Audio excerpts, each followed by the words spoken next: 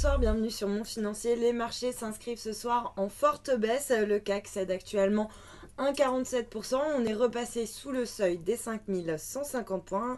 Un marché donc victime de prise de bénéfices assez logique puisque l'incertitude est de mise avec les publications des entreprises qui ont bien démarré. Puis surtout un regain d'incertitude autour du dossier grec, la fébrilité qui revient donc sur le devant de la scène alors que les négociations justement avec la Grèce restent assez tendues, même si le FMI a essayé de calmer le jeu aujourd'hui et de rassurer justement sur le Grexit, une hypothèse qu'il juge peu réaliste. Et puis on notera également que en cours de séance, on a appris que les écrans de Bloomberg étaient cassés un petit peu partout dans le monde. Alors c'est ce qui a dû un petit peu provoquer la panique et accélérer donc le mouvement de baisse puisque le CAC a brusquement décroché en fin de matinée. Donc ça peut expliquer aussi en partie la consolidation des indices boursiers. Et puis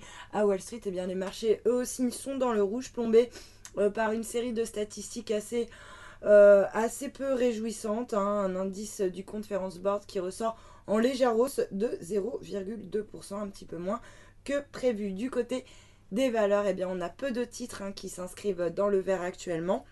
Accor qui signe quand même la meilleure performance avec un gain de 1,3% alors que le groupe hôtelier a publié un chiffre d'affaires supérieur aux attentes. On a également Veolia qui est la deuxième valeur à s'inscrire dans le vert. Pour autant le titre reste proche de l'équilibre. Et puis à l'inverse, ArcelorMittal et Lanterne Rouge, le titre est plombé par une note de Exane qui passe à sous-performance sur le dossier.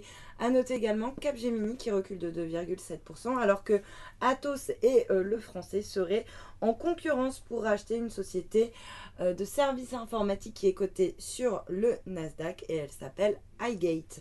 Et puis pour terminer sur le SBF 120, la spéculation qui reprend sur le titre Genfit qui bondit du coup de plus de 11%. Et puis pour terminer, calme plat sur le marché d'échange, un euro-dollar assez stable autour des 1,076 et puis un billet vert qui lui aussi reste stable par rapport à la devise japonaise. On revient autour des 119 yens. Voilà pour la clôture des marchés. Passez un excellent week-end, à lundi.